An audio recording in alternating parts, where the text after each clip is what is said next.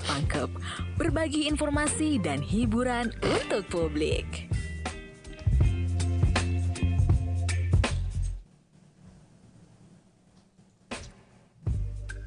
.5 FM Suara Pangkep, berbagi informasi dan hiburan untuk publik.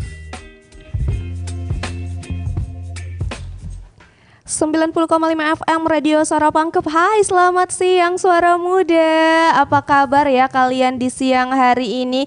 Yap, di luar cuacanya lagi terik abis ya Kak Arcut. Waduh. Matahari sedang cantik-cantiknya ini seperti. Kalau ada suaranya Kak Arcut berarti hari ini ada bintang tamu ya Kak Arcut ya. Ya, sudah dinotis banget ini kalau saya yang dampingi Siti berarti ada tamu istimewa kita lagi di studio ya. Dan ini tamunya bukan sembarang tamu ya. Kalau tadi Kak Arcut bilang beliau bukan sembarang beliau ya, Suara Muda, karena kita udah kedatangan tamu yang sangat luar biasa, tamu terhormat nih kayaknya. Dan kita sambut dulu di studio kecil kita. Selamat datang Bapak di Radio Suara Pangkep. Terima kasih. Aduh, kayaknya mungkin ada yang agak kenal di suaranya. Buru-burunya Kakak Siti bertanya. Harus cepat-cepat ini. Iya. Dan hari ini tentunya kedatangan beliau bukan sekedar berkunjung untuk bersilaturahmi dengan kita ya. Pasti ada hal-hal yang sangat penting yang mau kita obrolin dan mau di-share ke pendengar maupun penonton di Pangkep TV. Nah, buat pendengar Suara Muda di luar sana yang udah penasaran ya sama siapa hari ini kita podcastnya, mungkin Bapak bisa perkenalkan diri dulu Pak. Mungkin nama saya Letnan Kolonel Bakti Yuhandika. Jabatan saya di sini adalah Komandan Kodim 1421 Kabupaten Pangkep. Enggak main-main Komandan Kodim. Jadi kalau ada yang bertanya sebenarnya sih agak bergetar ini dulu di sini Suara Muda. Iya, tremor gini aja bergetar ini. Apa? Nah bilang tadi Pak Dandim jamin terlalu kaku jadi slow saja, humble saja. Slow. Iya. Pak Dandim Bakti atau Pak Dandim Dika? Akrabnya kita panggil Bakti. Oke, sekarang kita udah kedatangan tamu yang luar biasa Pak Dandim Bakti nih Suara Muda. Sebelum kita mungkin menuju ke topik pembahasan apa hari ini, kita mau kenal dulu ini. Iya, Bapak, kita kenapa ulik bisa dulu masa lalunya nih, masa lalunya Bapak. Yang terlalu jauh juga, yang dekat-dekat mana? Sebelum ke Pangkep, sebelum ke Pangkep mengawali karir militernya mungkin di mana? Oke, gitu. Kampung kelahirannya di mana? Jangan sampai kita keluarga ini. Jauh kayaknya dari logatnya Bapak ini jauh nih. Ini saya lahir di Jawa Timur. Kemudian pada tahun 2006 saya menyelesaikan pendidikan saya di Akademi Militer. Itu terus dinas saya pertama itu di Satuan Kostrad Pak. Kostrad itu merupakan satuan tempurnya Angkatan Darat lah. Di Kostrad selama 9 tahun. Itu tepatnya di Jawa juga posisinya. Kemudian saya bergeser di Kalimantan Barat, di Pontianak. Terus pernah menjabat komandan detasemen juga di Manado, Sulawesi Utara. Terus kembali ke Mabes di Jakarta dan sekarang terhitung mulai Desember 2025 saya menjabat sebagai Komandan Kodim Pangkep. Di Pangkep Pak. Iya. Berarti sudah 3 pulau besar yang sudah ditempati bertugas Pak ya. Pulau Jawa, pindah Kalimantan, kemudian ujung utara Sulawesi. Kita 2026 apa dibikin tahu Bapak sudah selesai 2026 masih main bola plastik di lorong. Aduh, sangat luar biasa ya jenjang karir Bapak Dandim Bakti ini. Nah mungkin dari dulu Pak ada nggak sih nilai-nilai atau prinsip yang Bapak selalu pegang di karir militernya Bapak? Kalau saya pada prinsipnya itu kerjakan saja apa yang diperintahkan. Artinya jangan kita melihat komen tentang dari orang lain tentang apa yang kita kerjakan. Kalau kita terlalu mengurusi dengan komen pendapat orang lain ini pasti kita terhambat Pak ya. Tidak akan fokus dengan pekerjaan. Nanti tulus saja Pak. Kerjakan saja, nanti biar orang itu yang akan menilai setelah melihat hasilnya. Iya, gitu. Bisa juga ikhlas Pak ya kerjanya. Ikhlas itu kalau Karcut ingat Ki. Kalau mau Ki punya jabatan yang ini kalau kerja Ki ikhlas Ki. Iya. Nah, nasihati dirimu sendiri dari situ. Luar biasa ya nilai hidup yang Bapak pegang itu selama ini. Mungkin bisa menjadi pegangan atau contoh-contoh untuk Gen Z atau milenial, Gen Alpha. Mencapai. Atau ada yang mau bercita-cita juga jadi Kalau abdi saya negara melalui cita-cita aku itu sekarang masih bisa aja kira-kira. lewat umur kau. Oh, oke. Nah itu dia ya, Suara Muda mulai dari perjalanan karir yang luar biasa sampai prinsip hidup yang juga luar biasa sih menurut Siti ya. Nah selama setahun di Pangkep ini Pak, mungkin bisa di spill dulu sudah kemana saja Pak? Kan kita terkenal ini Pangkep 3 dimensi Pak, mungkin kemana saja ini Pak? Pangkep ini sesuai dengan namanya kan Pak, Pangkat Jini dan Kepulauan. Iya. Waktu saya masuk itu saya kira kepulauan ini maksudnya apa? Ternyata memiliki wilayah pulau yang sangat luas sekali. Lebih luas dari daratannya Pak ya? Iya, perairannya lebih luas, mungkin lebih dari 60% itu di perairan dan kepulauan. Cuma itu menjadi tantangan buat saya, di mana kepulauan ini tentunya pasti banyak adanya permasalahan-permasalahan atau hambatan dinamika yang dihadapi lebih kompleks daripada kita yang berada di darat. Pada saat saya baru pertama masuk ini sampai dengan sekarang mungkin hanya beberapa pulau yang sudah saya kunjungi. Cuma baru saya 1 bulan mungkin, nggak sampai 1 bulan saya berdinas itu sudah dites Pak dengan musibah jatuhnya pesawat waktu itu. Yang mungkin kalau saya ngobrol dengan masyarakat sini juga mungkin jarang terjadi di wilayah ini. Wah itu merupakan tantangan juga buat saya itu bagaimana menyelesaikan itu dalam waktu 1 minggu dan alhamdulillah berkat bantuan dari masyarakat ya dan juga para relawan semuanya kita berhasil menyelesaikan masalah itu. Kemudian Pangkep sendiri punya keunikan yang saya rasa berbeda dengan wilayah lainnya di sini yang geografisnya Pak ya. Geografisnya terutama pemandangannya dan juga merupakan wilayah dengan swasembada pangan yang bagus kan dan pangan berada potensi lahannya luas Pak ya. Potensi lahan maupun perikanan Pak ya. Nah kita sudah mengenal ini lumayan dekat ini Pak dan Indonesia. Lumayan tapi enggak boleh terlalu dekat juga. Iya nanti kita spill ini. Nanti kesetrum dekat.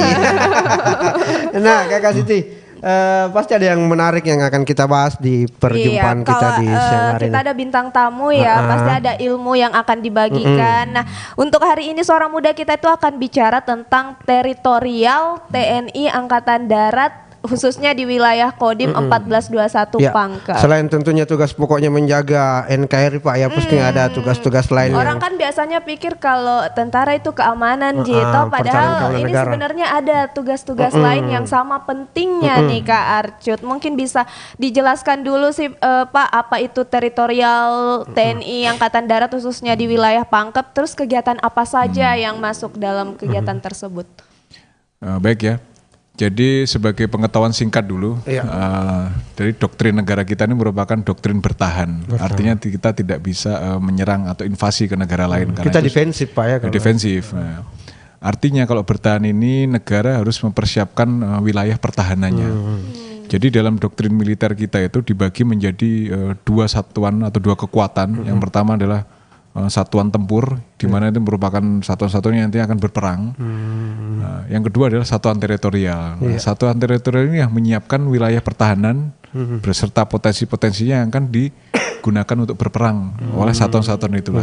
Inilah tugasnya Pak ya. Ya, dan inilah menjadi tugasnya Kodim, di mana kita harus menguasai dari potensi wilayah, kemudian komponen cadangan, sampai dengan logistik wilayah yang kita gunakan untuk bertahan pada saat perang tersebut. Nah, Kodim sendiri di sini Kodim 1421 Pangkep ini selain tugasnya untuk melaksanakan penyiapan wilayah pertahanan Pak ya, pada tentunya yang itu sudah kegiatan rutin yang kita laksanakan sampai dengan potensi apapun yang sudah kita persiapkan. Tentunya juga kita mensukseskan program-program dari prioritas pemerintah yang kepemimpinan Pak Prabowo ini yang sangat banyak sekali, di mana semua komponen mulai dari TNI, Polri maupun instansi pemerintah lainnya beserta masyarakat banyak dilibatkan secara langsung. Sinergi Pak ya. Iya, oleh Bapak Presiden ini.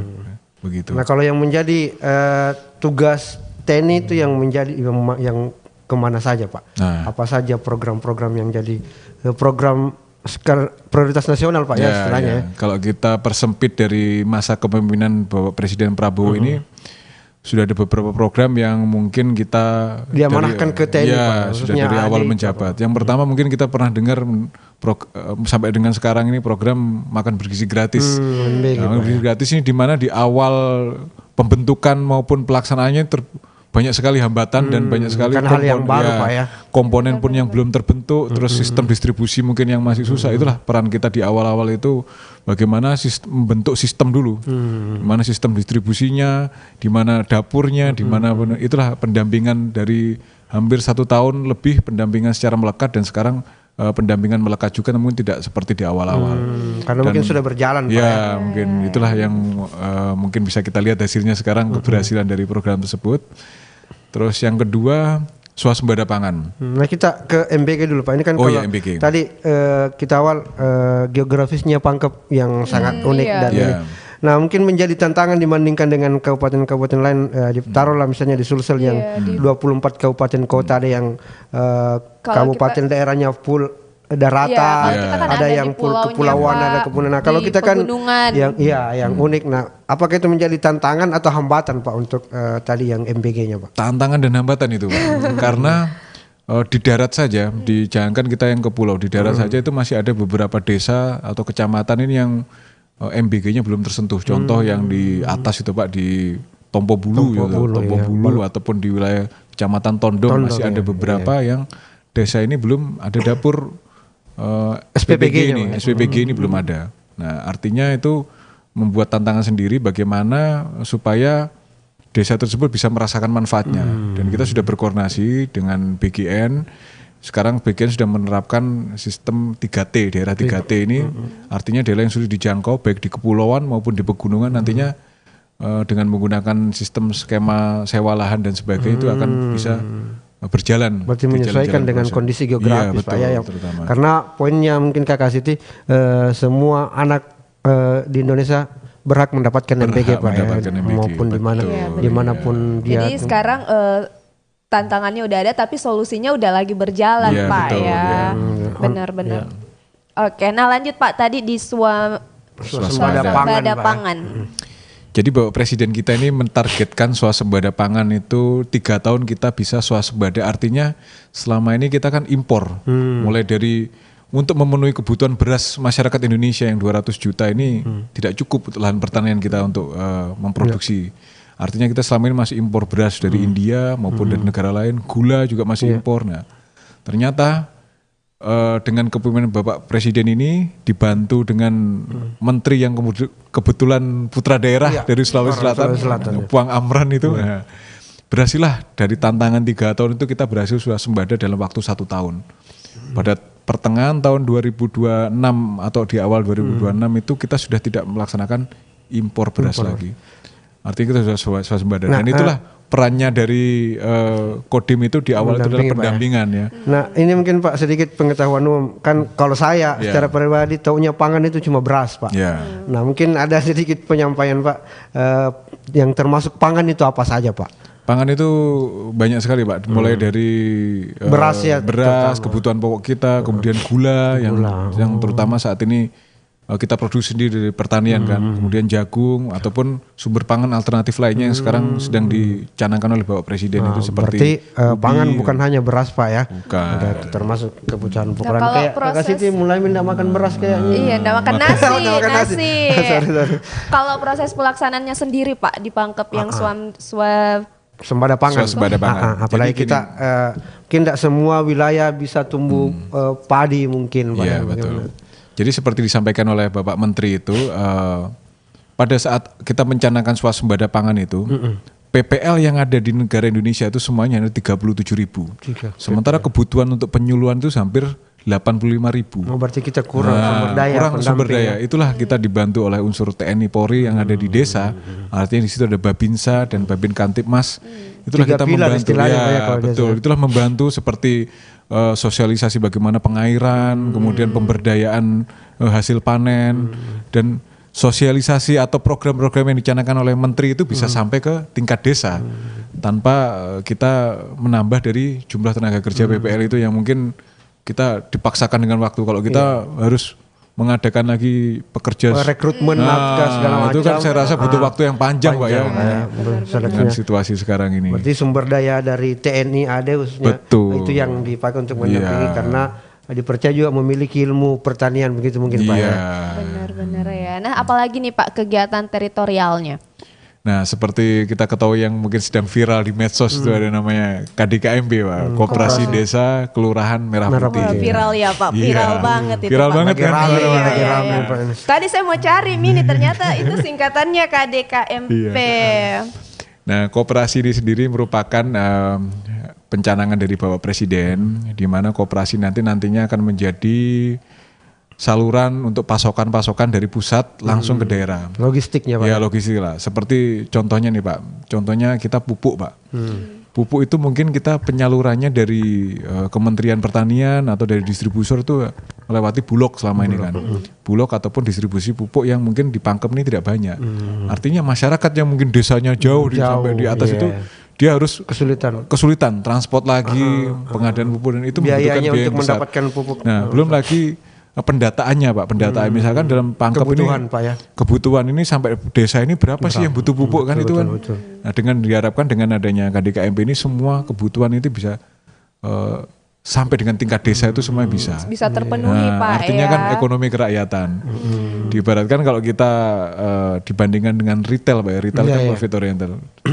Ibaratnya kalau retail itu mungkin keuntungan itu bisa dirasakan oleh pusat melalui pajak, tapi kalau desa keuntungan itu koperasi akan dirasakan langsung oleh desanya. Masyarakat, ya. Karena dia belanjanya juga dari desa, UMKM juga Perputaran di sana, ekonomi di desa itu, Pak, ya. di desa itu sendiri. Kalau swasembadaya pangannya ini mungkin ada kaitannya sama Kopdes ini Pak? Ini semuanya terkonek, jadi antara swasembada pangan, kemudian MBG, tadi, Pak, ya. sama KDKMB, di mana nanti pemenuhan dari bahan-bahan di SPPG itu semuanya melalui skema dari KDKMB.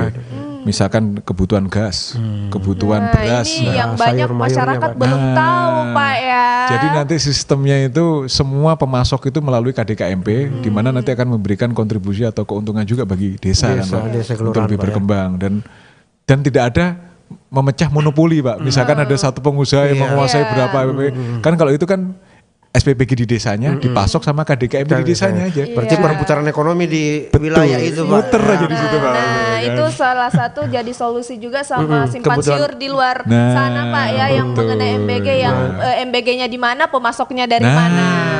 Oke. Berarti ini sebenarnya sudah on track Pak ya. Sudah on Sementara track, semuanya sudah on sedang track. proses Sudah cuma perlahan.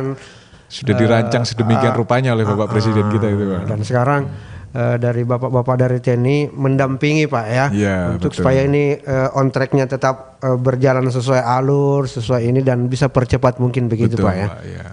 Nah, kalau kegiatan RTLH dan air bersihnya sendiri Pak di Pangkep itu seperti apa? Kita itu membantu program pemerintah, baik pemerintah pusat maupun pemerintah daerah. Sebagai contoh di Sulawesi Selatan ini nantinya akan ada program rehabilitasi rumah tidak layak huni yang dari Bapak Gubernur kita yang nantinya akan melalui dinas Perkim, Disperkim dari Disperkimtan Provinsi yang dikerjasamakan swakelola dengan TNI dan kita mencari sasaran, kemudian kita membantu dan mengawasi pendampingan untuk pembangunannya supaya lebih tepat sasaran di desa itu Pak, seperti itu. Dan beberapa tahun ini mungkin sudah ada yang terjadi seperti itu sudah banyak. Kodim kerjasama dengan beberapa instansi untuk mengerjakan rumah tidak layak huni itu. Betul. Sudah beberapa ada yang diresmikan dan Iya. sumber daya manusianya itu dari Kodim Pak ya untuk membantu mengerjakan. Jadi multi talent ini bapak-bapak. Harus sih multi talent Semuanya, Pak, ya.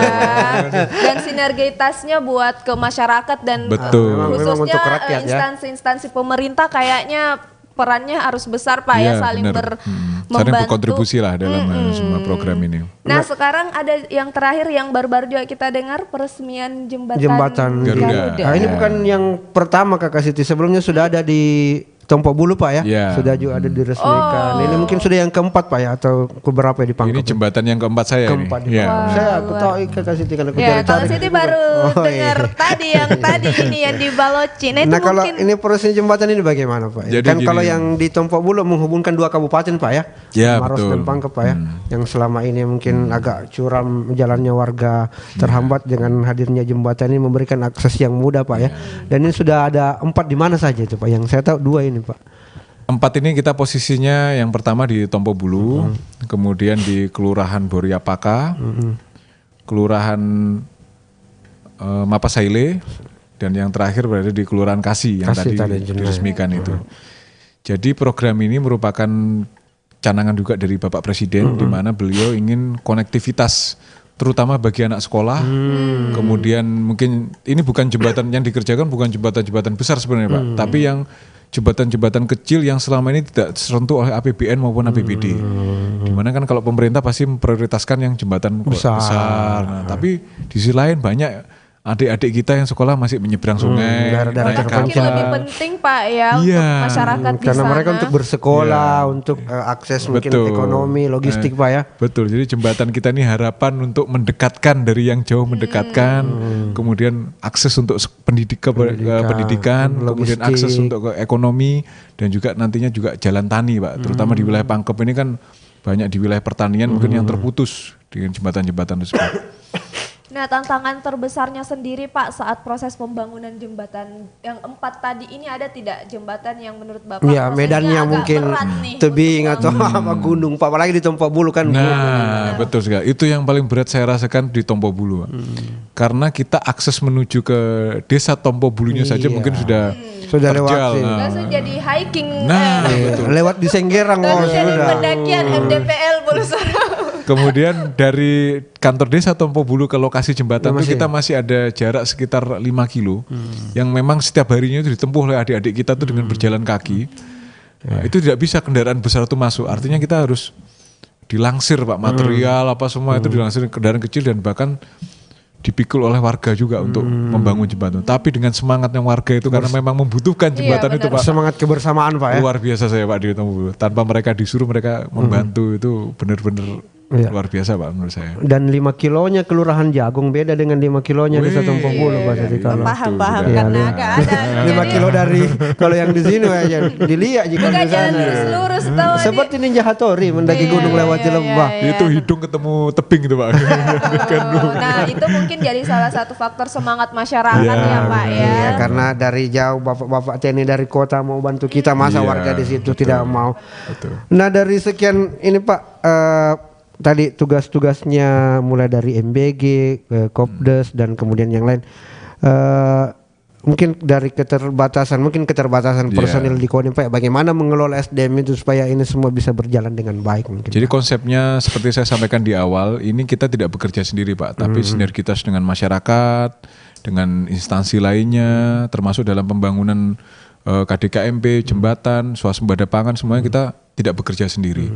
Jadi ada dari pihak pertanian yang membantu kita, masyarakat desa yang membantu kita, mungkin juga dari instansi Polri atau instansi lain yang bahu-membahu. Jadi kita sangat mudah kalau menurut saya memanage ini karena saya tidak bekerja sendirian di sini. Sinergitas Pak ya. Kalau sinergitas dukungan itu. Pemda bagaimana Pak? Sama Pak, pembantuannya mulai dari perencanaan seperti kita membangun jembatan ini kan saya butuh konsultan juga dari Kementerian Konsultan teknis, PU. Pak, ya. Nah, konsultan teknis itu mereka semuanya sangat membantu sekali Pak. Semua punya peran, dan walaupun sedikit mereka punya peran masing-masing yang sangat membantu. Sedikit dan sekali. banyak semua punya Iya, nilai Pak ya, betul, punya Pak. kontribusi Iya, Pak ya. iya, betul. Dan dampaknya langsung ke pendidikan, ke ekonomi warga, bahkan mungkin kesehatan warga juga Pak ya. Iya betul, akses menuju ke ini lebih mudah. Ya, apalagi saya yakin dan percaya kalau bapak-bapak TNI di situ ada kegiatan kayak jembatan, pasti bukan cuma jembatan yang difokusi, pasti ada hal-hal lain Pak ya. Betul, Urusan kebersamaan kesehatan, dengan masyarakatnya mungkin itu ya, Pak. kebersamaan. Dan program lainnya itu. Saya biasa ikut jika kasih, tapi saya kan Bangun jembatan. melihat-lihat. Ala-ala konsultan gitu. Membantu kan, membantu dengan bantu doa. Yang penting berkontribusi juga ke kasih itu. Ini untuk suara muda di luar sana berarti sangat penting perannya juga Pak ya Iya, dalam membantu semuanya punya proses kinerja-kinerja Milenial ini kalau misalnya ada bapak-bapak TNI sama warga di situ datang, bolehlah gunakan posting-posting story. Iya, mungkin. jangan cuma meme-memnya yang dikasih naik ya. Dan di sini ada kegiatan bapak-bapak TNI kita membantu warga bersama masyarakat. Sebenarnya bukan sifatnya membantu, Iya. Pak, bukan kata tapi bersinergi Pak ya. Iya betul. Karena yang tetap diutamakan untuk terlibat langsung adalah warga setempatnya Pak ya. TNI datang memberikan suplemen, support, Benar-benar. menjaga kampungnya, membuka akses jalannya, begitu kira-kira Kak Kasih. Dan itu semua untuk masyarakat. Untuk orang-orang di situ, jadi bukan di bapak-bapak setelah mungkin kerja jembatan itu pasti kembali ke kantor aja untuk kegiatan sehari-hari. Iya, bener, makanya tadi yang di Tompo Bulu semangat kita kata karena dia tahu manfaatnya untuk masyarakat itu sendiri. Apalagi wilayah itu menghubungkan dua sendiri. kabupaten ini, Maros dan Pangkep. Nah untuk terdekat ini Pak, selain yang tadi ada 5 mungkin tugas target terdekat ini Pak, ini apalagi mau menjelang HUT kemerdekaan kita ini Pak. Ya, menjelang HUT kemerdekaan tentunya Kodim juga berkontribusi dalam upacara kemerdekaan di mana kita melatih adik-adik paskibraka dan juga kegiatan-kegiatan lainnya seperti yang lomba-lomba yang berhubungan dengan nasionalisme yang mungkin saya sudah dilaksanakan di beberapa desa itu di dalam lokasi KDKMP maupun di dekat lokasi jembatan yang kemarin saya bangun juga itu banyak sekali yang sudah kita lakukan. Nah, setelah jembatan ini Pak, apakah ada program infrastruktur yang Bapak harapkan bisa masuk ke Pangkep lagi? Untuk keberlanjutan program ini masih panjang. Jadi KDKMP itu yang saya bangun sekarang sudah 38. Sementara targetnya di semua desa kelurahan itu harus ada. Artinya berarti 113 Pak ya. Termasuk di kepulauan berarti apa? Ya, karena kita, ini nih agak berat ini. Karena kita di Pangkep 113 desa kelurahan. Iya Pak, betul. Di 113 itu sebenarnya kita fokus di yang di darat sebanyak 71 desa kelurahan karena khusus untuk wilayah kepulauan nanti akan ada skema yang berbeda yaitu adalah Kampung Nelayan Merah Putih. Ada sudah satu yang diresmikan. Dan kayaknya mungkin menyesuaikan kebutuhan masyarakat di pulau Pak karena ya. nelayan. Karena di pulau satu desa satu kelurahan itu enggak semuanya ada yang satu desa satu kelurahan itu sampai 4 pulaunya Pak ya. Betul. Ya. Dan kemarin sudah ada diresmikan di Pulau Salemo Pak ya. Salemo ya. Bukan resmi sebenarnya, baru launching untuk pembangunannya. Pembangunan pertama Pak ya. Betul. Apalagi mungkin seperti tadi yang kita bahas sejak awal geografis kita yang unik pasti kebutuhan untuk kooperasinya itu berbeda Pak ya. Berbeda. Artinya tidak ada satu daerah pun yang ditinggalkan. Semuanya pasti akan merasakan manfaat yang sama ya. Nah itu dia ya suara muda dan gak kerasa ngobrol sama Pak Dandim sebenarnya sangat nyaman sangat ya. Seru, sangat nyaman apalagi jangan-jangan Kakak Siti mau juga masuk. Mau pergi tanam padi supaya terlibat nanti juga kita untuk lihat swasembada. di mana kita bisa sumbang tenaganya kalau memang dibutuhkan pasti siap jasa ya. Karena ini Siti saya curiga kalau dia tanam padi dia maju Pak. Bukan mundur ya. Karena enggak tahu kan memang. Nah itu sebenarnya juga penting ya. Pemberitahuan mengenai edukasi-edukasi tentang penanam padi itu atau apapun yang misalnya untuk pangan. Nah itu harusnya juga sampai ke gensi-gensi. Makanya tadi saya spill di awal apa saja yang termasuk pangan, jangan sampai tapi teman-teman kan adik-adik sekarang kita tren slow living toh, jadi biasa ada di kebun rumah sendiri, kebun mini-mini, toga gitu apa, tanaman obat keluarga atau tanaman-tanaman keluarga ya. Itu hidroponik kan, mungkin ya hidroponik, ditanam-tanam ternak sendiri lele. ya. 3 bulan jalan selanjutnya ndak mengerimi tanamannya karena tidak ada ilmu ya kan, nonton-nonton tidak saja. berkesinambungan. FOMO doang. FOMO saja, nah begitu suara muda. Nah ini mungkin Pak ada pesan atau ajakan ke masyarakat tadi di antara beberapa program-program yang didampingi dari Kodim, mungkin ada pesan-pesan ke masyarakat atau Jadi saya sebagai Komandan Kodim 1421 Pangkep ini berpesan kepada masyarakat, marilah kita sukseskan dari program-program pemerintah ini yang memang menyentuh rakyat sama sekali.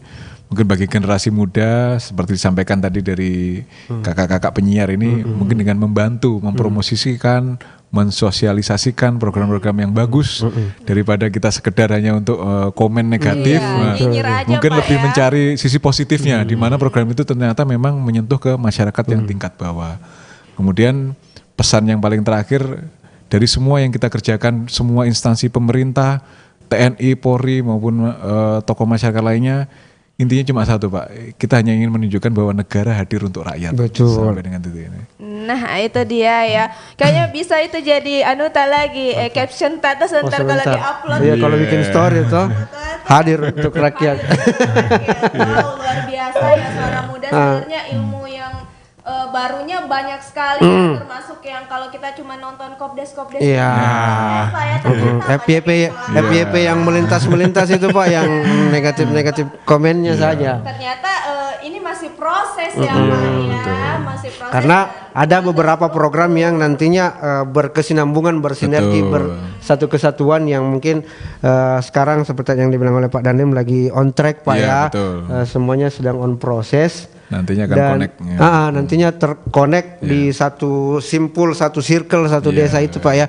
Dari beberapa program itu mulai dari swasembada pangannya kan, kalau swasembada pangan di desa tak enggak perlu lagi kemana-mana. Betul. Bisa memangkas biaya. Muda-mudi bisa belajar tanam hidroponik Pak ya, nanti bisa masuk di Pasokan MBG, ya, Koperasi Merah Putih semuanya bisa. Bisa berpenghasilan dari rumah nih. Ada misalnya di kemarin nih. Oh, udah mulai otak bisnis. Sayur. Oh berarti sebentar beli mau ke pot-pot ini baru tanam di kamarmu. Iya. Masa depan bisa Kak jadi pemasok. Amin. Saya kalau baik saya support je. Iya. Oke, itu dia ya Suara Muda. Dan sebenarnya kita mungkin ada pertemuan selanjutnya Ada hal ilmu-ilmu yang luar biasa dari Pak Dandim, tapi untuk sesi hari ini Suara Muda kayaknya kita udah harus mengakhiri ya. Dan ilmunya udah sangat bermanfaat untuk kita semua. Akhirnya kita jadi tahu ilmu-ilmu yang selama ini kita salah kaprah. Dan kita jadi tahu program-program apa saja yang sementara dijalankan oleh Bapak Presiden kita yang didampingi oleh Bapak-Bapak TNI. Dan pastinya seperti tadi yang disampaikan Pak Dandim, pemerintah TNI hadir untuk rakyat. Untuk rakyat. Itu dia Suara Muda. Kita nantikan kembali kehadiran Pak Terima kasih. Kita ya bahas ilmu-ilmu lain. Kita bahas juga progres dari program tadi yang sedang berjalan. Mungkin yang Kopdes ini bisa dibikin satu sesi Pak. Boleh. Nah itu dia Suara Muda.